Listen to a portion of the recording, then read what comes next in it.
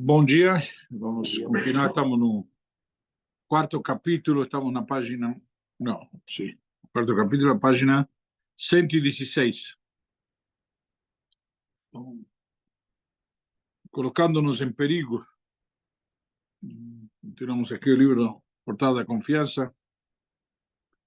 Então, de modo similar, é inadequado que a pessoa se coloque em perigo como parte de sua confiança. Nós estávamos falando de confiança na Hashem, como você desenvolve, como você se treina, etc. Você não pode se colocar em perigo. O que significa? Ah, não, eu confio em Deus, Deus vai me ajudar. Espera aí. Você não pode forçar a barra, como se diz. A dependência dos decretos do Criador e dependência dos decretos do Criador, ingerindo, por exemplo, porções venenosas ou lutando como um leão ou outras bestas selvagens. Óbvio, se você cair na opção e não tem opção, luta. Não tem que se entregar, mas não tem que ir e entrar na cova dos leões. Principalmente se essa pessoa não precisa fazê-lo. Já você não tem necessidade. Se você precisa numa situação de risco, você tem que agir, mas se não, então não tem que ficar testando a Hashem. Tampouco a pessoa deve atirar-se em alto mar ou no fogo ou colocar-se em perigo de uma maneira similar qualquer, em que a pessoa não se sinta segura de estar a salvo.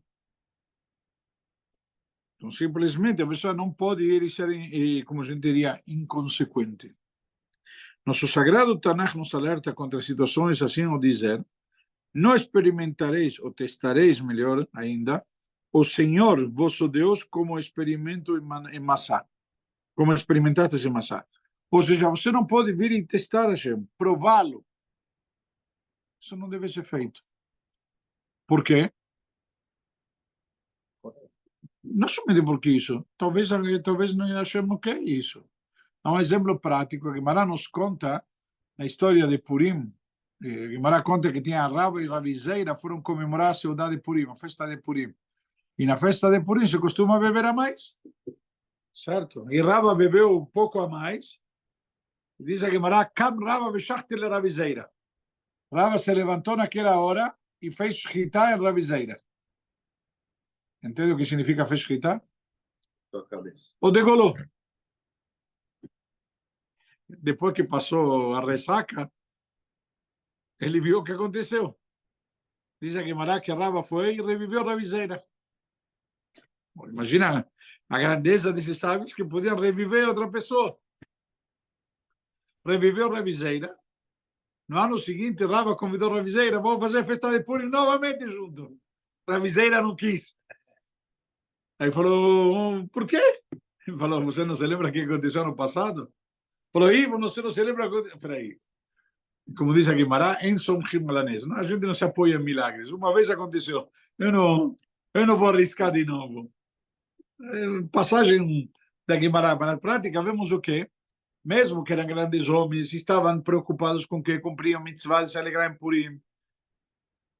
Outro cara, não vou forçar a barra. Não porque você é um grande homem, significa que vou me arriscar. Não sei se deu para entender. A experiência não foi boa para mim. Tá bom que o resultado depois se acertou tudo, mas eu não preciso arriscar. Ficou cicatriz. Talvez nem cicatriz, não sei, mas a lição, o que eu quis trazer, a lição que aqui nos ensina o Talmud nessa passagem, a Sechet Megillah, é simplesmente, como se diz, é que você tem que saber fazer as coisas de acordo com a natureza. Deus quer que você faça, para isso que ele inventou, ou criou, melhor ainda, as regras da natureza. As leis, bravo, as leis da natureza. Então, de acordo com a natureza, se você fizer alguma coisa, terá consequências determinadas. Então, na prática, você não deve ficar forçando a barra. Ah, pode ser que aconteça um milagre, pode ser que não aconteça.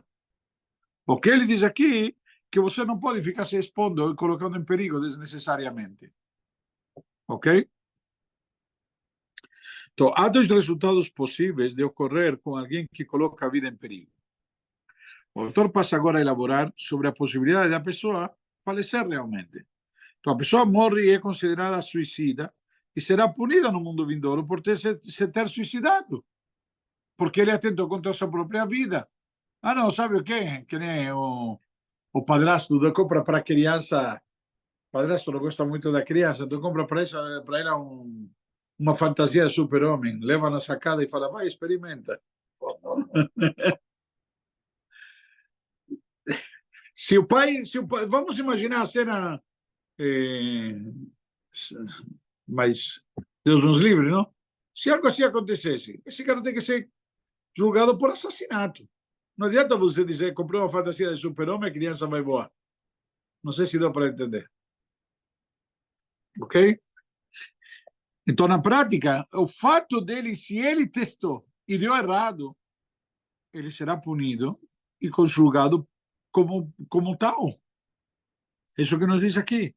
Como se houvesse matado alguém, o que constitui um pecado terrível. É isso que ocorre apesar do fato de sua morte e a maneira pela qual ocorreu terem sido decretadas por Deus e de acordo com sua aprovação. Por quê? Como a gente diz, nem o Peru morre de véspera. Tem um ditado que diz que o Peru morre de véspera. Nem o Peru morre de véspera. Para ele é o dia.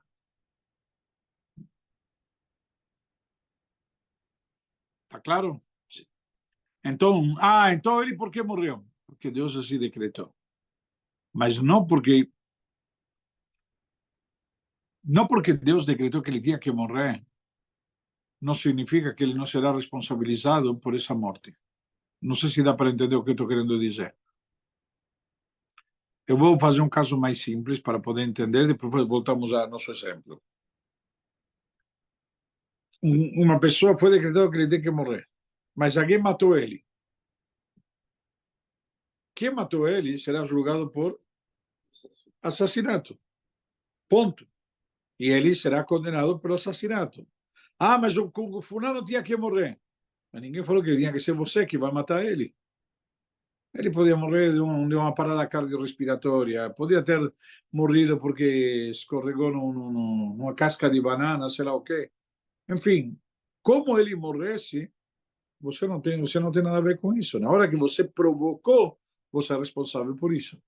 Tá claro? Estou te vendo meio boiando ou tá difícil de... Por exemplo, existe o decreto, né? A pessoa vai morrer naquele dia. Então, pode ser de diferentes formas. Pode ser por um assassinato, como a Bino disse, pode ser uma parada cardíaca, pode ser um acidente crash, de um acidente de trânsito? carro, várias formas, né? E aí, por exemplo, a pessoa que está envolvida, aí a pessoa que matou vai ter que pagar ou vai ter que responder por isso. Ou se no Está trânsito, né? responsabilizada. Ou, por exemplo, se ele vai morrer de um câncer de pulmão e ele era fumante, ele mesmo vai ter que responder por isso, não é? Sim, E, Rabino, a minha calma, pergunta... calma. Então, aí explicado isso, então, o que ele está falando? O cara que pulou do 17º andar, ou será o quê? Foi no terraço de Itália, adorou a paisagem, falou, deixa eu ver de perto esse carro que está lá embaixo. Deixa eu ver de perto. Eu vi bem de perto. Entendeu? Ele, na hora que... É a mesma maneira, talvez ele tinha... Ah, ele caiu e morreu. Ele tinha que morrer, mas ele será condenado, entre aspas, no Tribunal Superior. Por quê? Por suicídio. Simples, você deveria ter descido pelo elevador, Não, não, não pulado. E uma minha pergunta as orações, a tefilá, tem como alterar ou amenizar esse momento da morte ou não? Ou vai ser dessa forma e ponto? Bravo. Você está perguntando se a tefilá pode alterar. Sim, a forma que você vai morrer. A tefilá pode alterar até a morte em si. Dizem nossos lábios, mesmo que a filho se mesmo que tinha uma espada na tua cabeça, certo? A pessoa não pode desistir da misericórdia divina.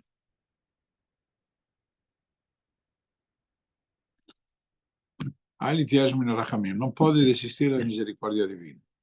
Você não sabe. Para Hashem tudo pode acontecer.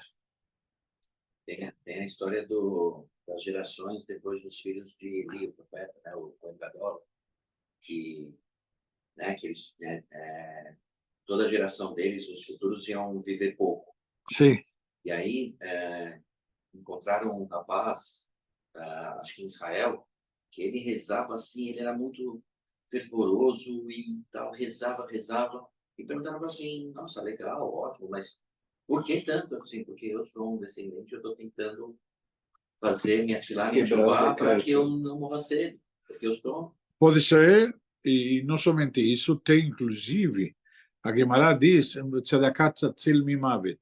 A Tzedakah salva da morte, o episódio famoso de Rabbi Akiva com a filha dele.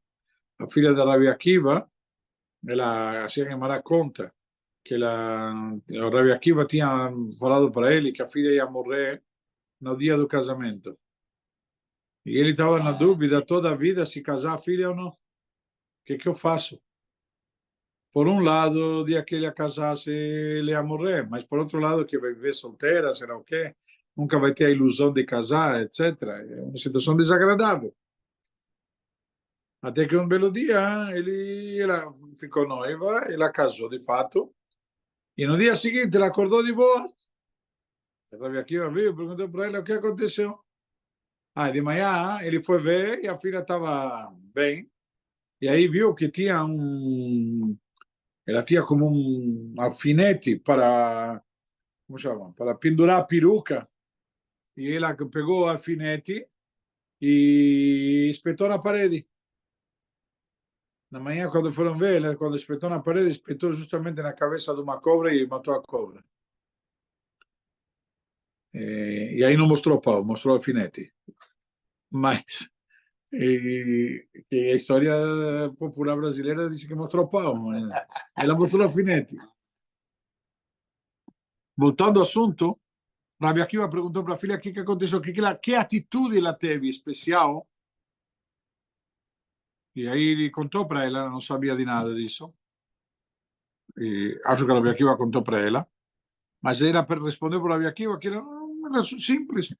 Ela viu que no casamento dela, ela tinha um pobre que veio lá pedindo comida.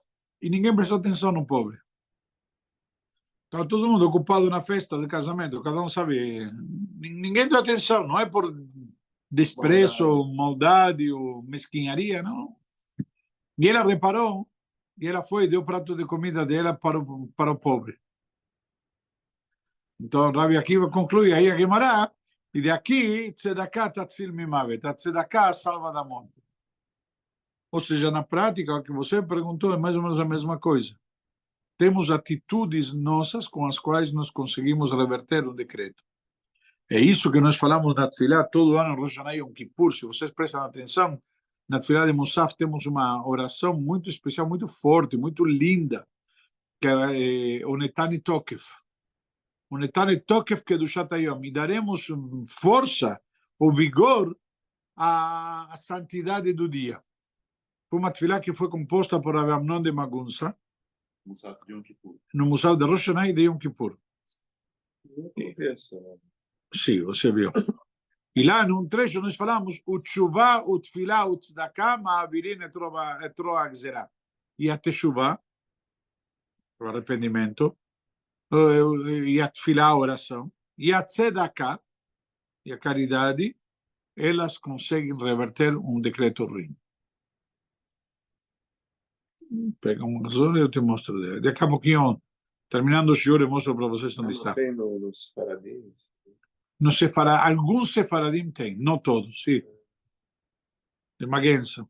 Então, uma história muito interessante, a história desta Rabi Amnon, e é uma tefilá muito forte, mas depois eu mostro para vocês. Mas na prática o que vemos são três coisas que podem mudar um decreto ruim. Você perguntou a tefilá, eu falei o caso da tzedakah da filha da Rabi Akiva, e temos aí também Teshuvah, obviamente. Teshuvah, Guimarães conta a história de Rabuna, Masechet Brachot, no Tratado de Brachot, a Gemara nos conta que tem a Rabuna, que o ano dele, eu acho que já contei aqui, um determinado ano que ele trabalhava na lavoura. Ele tinha um campo, uma lavoura, ele arrendava um campo. E colheu as uvas e foi fazer o vinho, e o vinho azedou. Virou vinagre. E aí ele estava conversando com os rabinos, com os outros rabinos, e falou, puxa, como Deus me faz uma coisa dessa? Aí perguntaram, você está duvidando de Deus? E ele falou, por que você está duvidando de mim? Ou seja, Rabuna devia ter passado uns anos em Buenos Aires. Ele falou, peraí, eu não mereço algo assim. Aí ele falaram, peraí, então... Aí ele falaram, olha, verifica alguma coisa, você tem que fazer teshuvá. Deus não... Se você acha que Deus está te castigando por alguma razão, ele é justo. E ele foi ver, avaliar umas coisas, ok, e ele percebeu que uma das se diz a Guimarães, das condições de arrendamento da terra que ele fazia com o dono das terras não estava sendo 100% de acordo com a Halachá. Tinha alguma coisa que deveria ser consertada. E ele foi e consertou. E quando consertou, já fez chuva, aí a coisa mudou. A Guimarães traz duas soluções. Uma, que o vinagre voltou a ser vinho. E uma outra opção, que naquele ano teve falta de vinagre no mercado e abundância de vinho. Então o preço do vinho caiu e o preço do vinagre subiu. Porque toda uma lei de oferta e procura. Então que ele realmente não teve nenhum prejuízo. Mas por quê? Porque ele fez teshuvá. São as três situações que na prática nos fazem a gente fazer teshuvá. Cada são três coisas que conseguem virar um decreto ruim. É isso que a gente tem que tentar levar conosco, importante nisso que estamos falando agora. Vamos continuar. Então a Torá já nos alerta a não matar pessoa alguma, de nenhuma maneira que fosse, ao dizer, não matarás, ponto. Não matarás o outro, não matarás a si próprio, não matarás ninguém. Já, inclusive, eu me lembro, eu estudei uma vez num livro que Gesher HaChaim traz um livro sobre luto e etc., mas traz lá uma análise muito interessante que a pior transgressão que tem é suicídio. Pior do que matar outra pessoa. Se você matar outra pessoa, imagina, é pior. Si próprio, teoricamente, atentou contra a própria vida, pelo menos, não contra a vida de outro. Quem diz que a vida de outro não vale nada? Mas ele encara de um lado muito interessante. Ele explica lá no livro que a grande diferença qual é? A possibilidade de teshuvá. Quando você mata alguém, você eventualmente, não é como a história que falamos antes de Rava com Rabizeira, que reviveu ele. Você matou alguém, você não pode reverter o que você fez. Porém, você pode o quê? Bravo. Fazer teshuvá. Se faz teshuvá, automaticamente, doravante, você se corrigiu. Ok? Quando você se suicida, Deus nos livre, nem teshuvá você pode fazer. Porque se você for bem sucedido, você não tem condição de fazer teshuvá. Tá certo? Então, isso daqui é uma questão importante. Por isso vemos que não matar realmente se refere a qualquer um, mesmo contra si próprio. Mas temos aqui uma situação pior, que é quando você se mata a si próprio, inclusive, nessa opinião, você não tem condição de fazer teshuvá. Vamos continuar.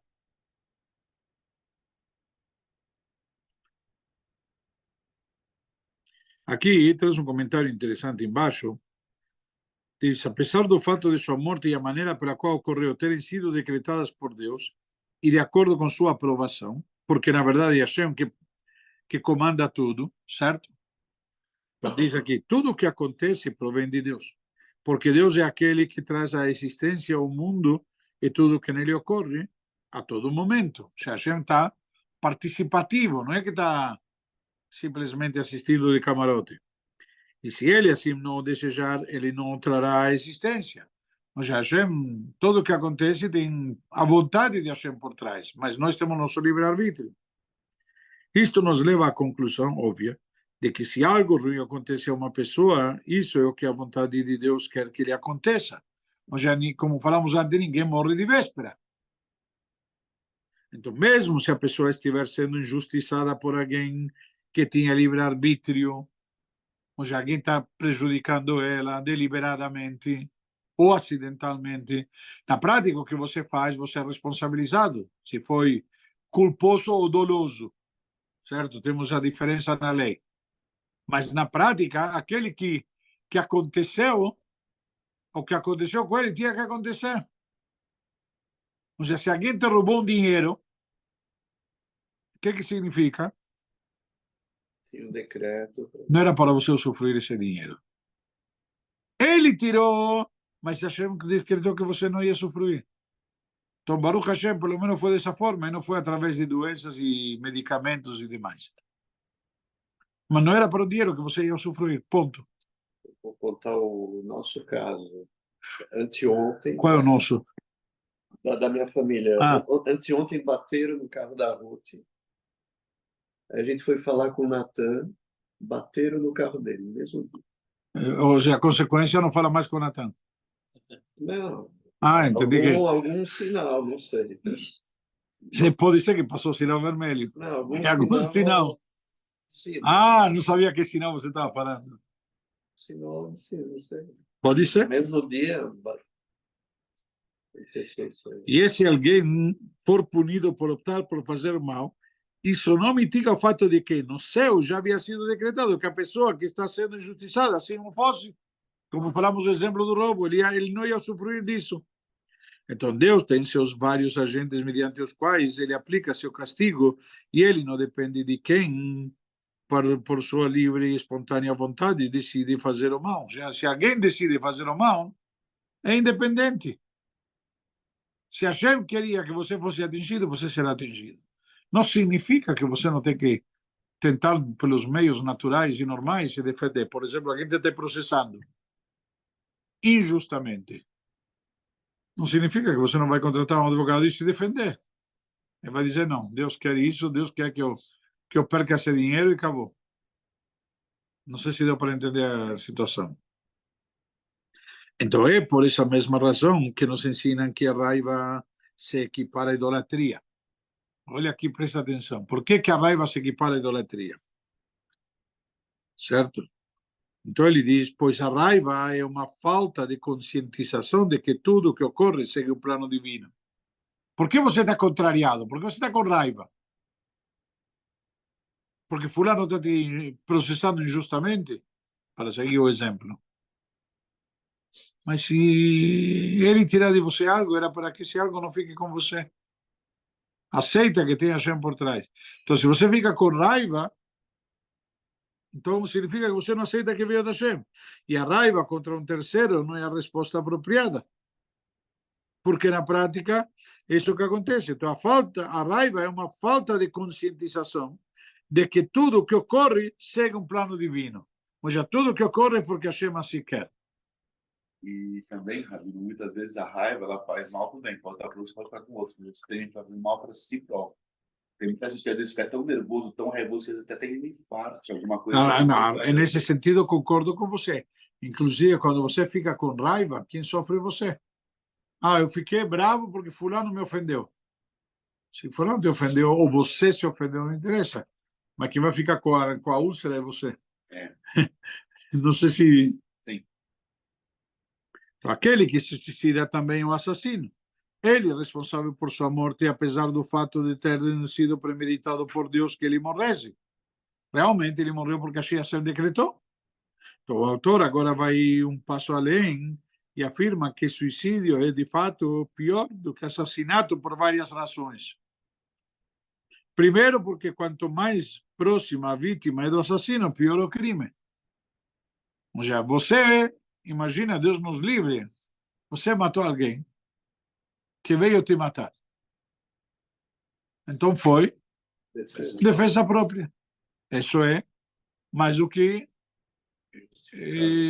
certo. Concorda? Primeira situação.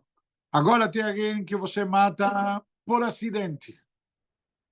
Na rua, um Zé Mané passou lá, sei lá o quê. Entre aspas, é menos grave. Tem a situação que você matou alguém que você não conhecia, mas você diz, puxa, que pena, fulano era tão bom. E quando você mata alguém próximo de você, Deus nos livre. Então, como você sentir? Pior ainda. É isso que ele diz aqui. Quanto mais próxima de você a pessoa, pior é o crime. O von Richthofen, como era a menina que matou os pais, certo? Por que era tão grave? Não era matou os próprios pais. Não sei se dá para... Além da situação, de por que o motivo, entre aspas, tentando se... Não vamos procurar justificativa, mas a brutalidade, um filho matar os pais, você deveria honrar, te deram a vida, tudo. De fato, quanto mais próximo o relacionamento entre a pessoa assassinada e o assassino, mais severa será a punição. Como está escrito no livro de Amós, no profeta, porque a espada perseguiu o seu irmão, deixando de lado toda a piedade. Porque o cara tem que ser muito cínico, muito sádico para matar os pais. Ou seja, isso demonstra que é um sadismo que transcende qualquer coisa. Agora, pode ter talvez um atenuante se a pessoa tem uma depressão tão profunda que ele já quer se ver livre da vida dele. Então, isso aqui, Pode então, isso atenuar, está trazido na Halakha, não quero entrar no mérito da Sim. questão, mas na Halakha está trazido que hoje em dia, por essa razão, não consideramos o suicídio como um ato de assassinato, de suicídio, senão como uma consequência de uma doença. Então, a pessoa é doente, ok? A pessoa, naturalmente, tem mais compaixão por seu próprio irmão ou por outro familiar próximo do que por um estranho. Essa é a natureza, teoricamente. Assim sendo, matar um deles constitui um pecado muito maior. Não há ninguém mais próximo a uma pessoa do que ela própria.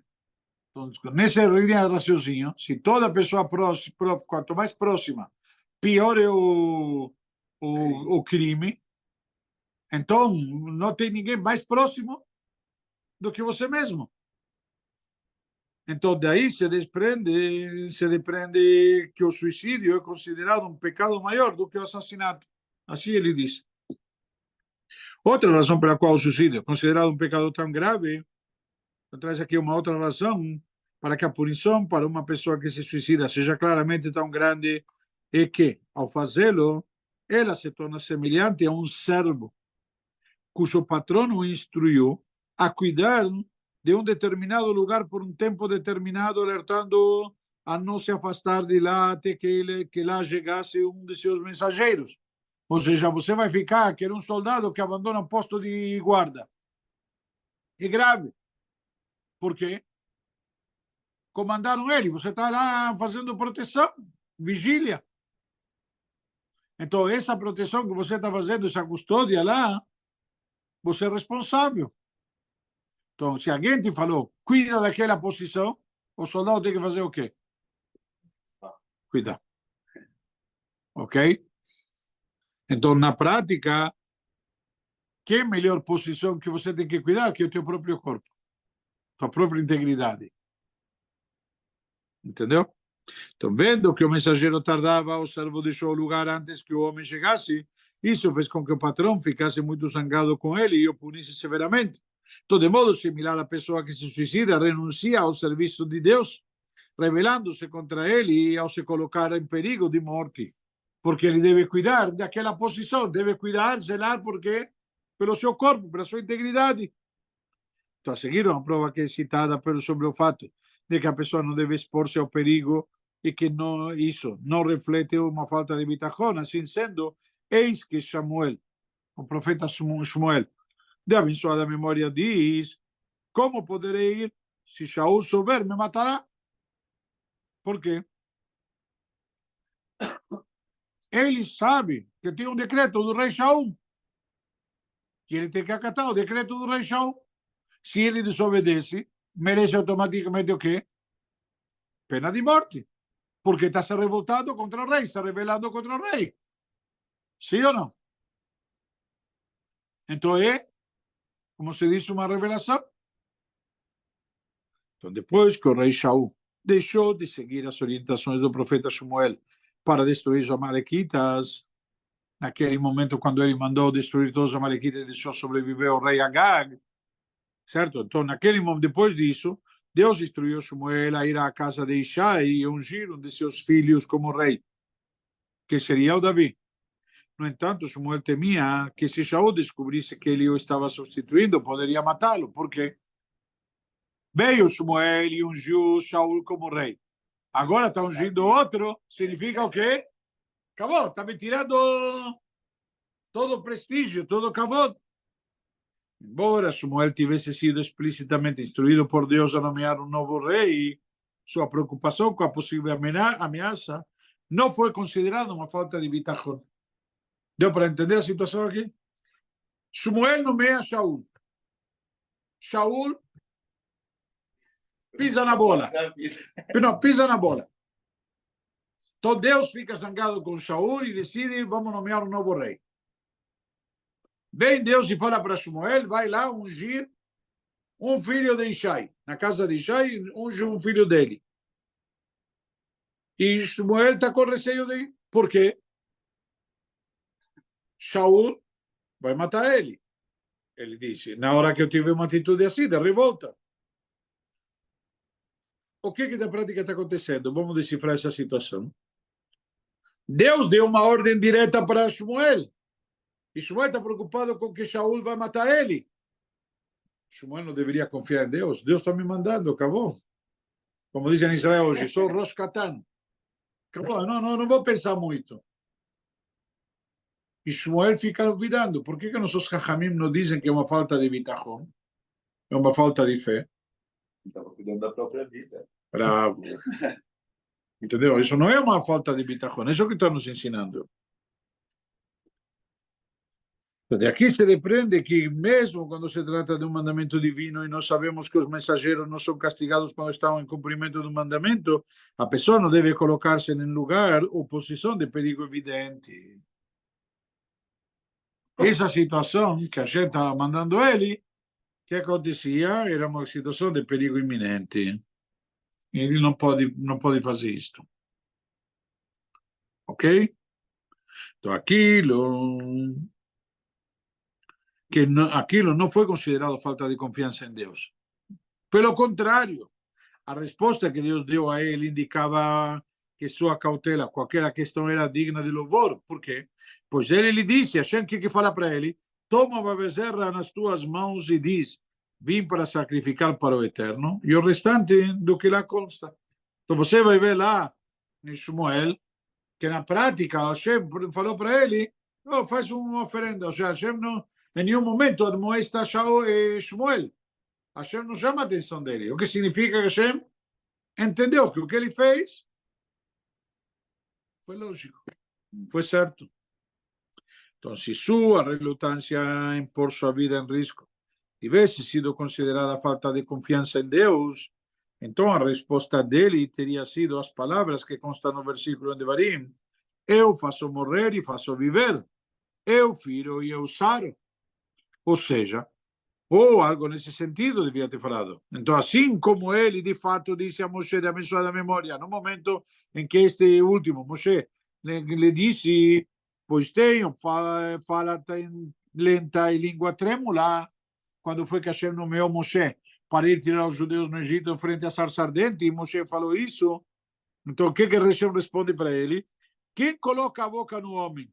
Ou quem o faz ser mudo ou surdo, ou enxergar ou ser cego? Então, eu estou te mandando, cala a boca e vai. Então, quando Moshe hesitou, Hashem bateu, entre aspas. Foi rígido, foi severo. Quando Shmuel hesita, Hashem não é severo. Qual a diferença entre a situação de Moshe e de Shmuel? Deu para entender ou não? Então, qual a diferença? Era para um terceiro. Não, Moshe não tinha nenhum perigo iminente. Moshe está cogitado. Ah, mas eu vou, como vou fazer? Eu sou fraco, sei lá o quê. Estamos numa discussão teórica. Hashem manda Shmuel. Shmuel está indo se expor. Fala para ele, olha, vai lá fazer isto. Só que se eu faço isto, isso vai trazer aquilo. Vai provocar a ira do rei. Já indo falar com o faraó, depois de tudo que aconteceu, e com o objetivo, ele não estava correndo risco também. Tanto que o Ele estava faraó- cogitando. Ele estava cogitando. E aqui no fato, Moshe não diz, o faraó vai me matar. Ele diz, eu sou limitado, eu não sou apropriado. Agora, Entendeu, né? Sim. Se tivesse, talvez, falado sobre os perigos, talvez a gente tivesse falado para Moshe, tudo bem. Não sei se deu para entender. Não, quando Hashem deu a ordem para Abraão fazer a Kedat Yitzhak, por exemplo, se ele falasse, opa, meu filho, ele poderia ser perdoado assim como Shmuel? Talvez Deus não tivesse cobrado dele. Isso que está querendo dizer. Isso não é uma falta de bitachon. Abraão confiou cegamente, mas não estava se expondo em perigo ele também. Mas o próprio filho. Tudo bem, podia ter falado, mas Abraão não questionou essa grandeza de Abraão. Ao contrário, se apressou para fazer rapidamente. Então, Deus não respondeu à preocupação de Shmuel, afirmando que não havia motivo para tal, e que Shmuel deveria confiar em Deus, que Deus cuidaria dele. Deus poderia ter falado, olha, eu vou cuidar de você, vai tranquilo. Então, ele ia tranquilo. Mas aqui não é a situação. Aqui ele se colocou em perigo iminente. E Abraão, na prática, não chegou a colocar o filho em perigo iminente ainda. Quando o Senhor falou, pega teu filho e leva para sacrificar, ele pegou o filho e levou, não sacrificou de fato. Mas ele já estava com a faca na mão. Mas faltava o queijo. É que tem a faca e o queijo. Pois tudo está em suas mãos, tudo está nas mãos de Hashem. Mas que Hashem não fala isso para Shmuel. O que prova também que Shmuel tinha como chama, receio fundamentado. Pelo contrário, Deus o aconselhou como deveria proceder, de tal maneira de não envolver-se em perigo. Ou seja, na prática, Deus está dizendo que, joinha, Shmuel, você está certo. Continua assim. Está claro?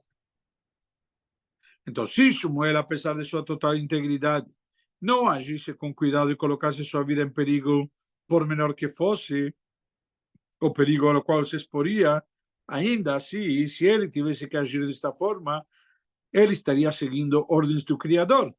Seu nome seja abençoado, que afirmou, enche o teu chifre de azeite e vai, e te enviarei a Ishai de Betlehem. Então, seria considerado muito mais repreensível, do ponto de vista moral, o fato de que outra pessoa o fizesse, já que essa pessoa não recebera essa ordem diretamente do próprio Criador. Então, simplesmente, vamos lá. Há duas razões pelas quais, no caso de Shmuel, dificilmente teria sido apropriado colocar sua vida em perigo. Primeiro, Shmuel era um justo e merecedor de milagres divinos. Além disso, Deus havia explicitamente instruído Shmuel a ungir um novo rei, apesar de perigo iminente a isso.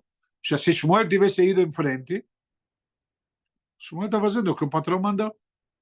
Então, não estava errado. Mas se mesmo num caso desses, a relutância de Shmuel em se colocar em perigo fosse justificada, mais apropriado ainda seria que uma pessoa comum que não tivesse recebido nenhuma instrução de parte de Deus evitasse se colocar em perigo em virtude de seu bitachon. Então, se Shmuel, que teve uma ordem divina, evitou se colocar em perigo, sim ou não? Shmuel evitou se colocar em perigo. Por quê? Uma missão arriscada. Porque era uma missão arriscada, tinha um perigo iminente. E Deus concordou. Ah, mas ele poderia ter tido bitachon, mas Deus concordou. Então, e ele não se colocou em perigo. Então, mais ainda, nós que não temos uma ordem divina, devemos evitar nos expor a perigo iminente. Tá claro? Então você ou eu, que não tenho nenhum preparo, nenhum treinamento, nem nada, vou pular de rapel, como chama aquelas quedas livres que o pessoal faz, sabe, em cima da Avenida Sumaré, sei lá o quê. É? Tem aquele elástico que você pula, volta. Sei. Teve um cara que falou Teve um cara que não voltou. Vamos lá. Então, até agora, o autor vem elaborando sobre a primeira possibilidade de que a pessoa que se coloca em perigo pode não ser salva desse perigo. Por quê? Porque se ele se colocou em perigo iminente, isso não é confiança em Deus, isso é burrice. Agora ele menciona brevemente a segunda possibilidade, que Deus realize um milagre e salve tal pessoa. Então, como alternativa, é possível que a pessoa seja salva com a ajuda do Criador, que seu nome seja abençoado, mas que perca alguns de seus méritos, perdendo assim a recompensa que lhe tocava em virtude de suas boas ações no Olam Haba. Ou seja, quando você vai, cara, e faz um saque antecipado no caixa, é que você vai pedir para o patrão um vale. Final do mês vai te faltar. Ou seja, saiba que você está gastado por conta. Família. Vamos lá, mais 2 minutos. Se alguém fala, ou você se mata ou eu te mato. Isso já vou te responder. A Guimarães traz isso, Masechet Sanedrin. Masechet Sanedrin, capítulo 8, está discutido esse assunto já daqui a pouquinho. Deixa eu terminar, que faltam 2 minutos. Então, mesmo se a pessoa for salva, não se trata de uma ocorrência totalmente positiva, porque ele está fazendo um saque antecipado. Então, pois a realização de um milagre para alguém poder fazer com que Deus o deduza da recompensa que está destinada a essa pessoa. É querer você ter um dinheiro aplicado, Então é melhor as falar, mitzvot, Então é melhor falar, você me mata, porque eu me aí mato, vamos você chegar, sabe aí vamos chegar, calma, já vamos chegar. Eu já tô aqui. Então, o autor agora traz a comprovação para o conceito acima, que afirma que aquele que se coloca em perigo está arriscando que ocorra uma das duas possibilidades acima mencionadas. Então, como disseram nossos sábios, da abençoada memória no Talmud, Tratado de Shabbat, acerca deste assunto, a pessoa nunca se deve colocar em uma situação perigosa e dizer que ocorrerá um milagre que o beneficiará, pois pode ser que isso não ocorra. Primeiro que nada, pode ser que a gente diga, não vou te salvar. Segundo, caso ocorra um milagre dirigido a ela, esse milagre será deduzido de seus méritos. Assim diz a Guimarães. Então, de modo similar, vimos através do nosso antepassado Jacob, da abençoada memória, que disse, e eu me tornei pequeno por todas as misericórdias e bondades. Que significa? Katonti mikol hachassadim mikol ha'emet asher asita l'avdecha k'bimakli amarte de Yarden hazeh. Então diz tudo que a gente considerou, que é traduzido pelo Targum como meus méritos foram diminuídos em virtude de toda a bondade e gentileza que tu me concediste. Ou seja, é querer você, cada mitzvah que você faz, você está fazendo um investimento a prazo fixo. Certo? Você colocou em CDB, CDI, sei lá o quê, um investimento. O investimento tem prazo. Se você retira e saca antes, o que acontece? Você perde a remuneração. Você pode sacar, mas o que você sacou agora há pouco, você perdeu muito depois. Deu para entender? É a mesma coisa. Quando você vai e faz isso, você está fazendo exatamente a mesma coisa. Quando você se coloca em perigo e Deus te salva, você está forçado a barra. Quem mandou o cartucho? Ok? Quem mandou o cartucho antecipado. Vamos parar por aqui. Bom dia para todos.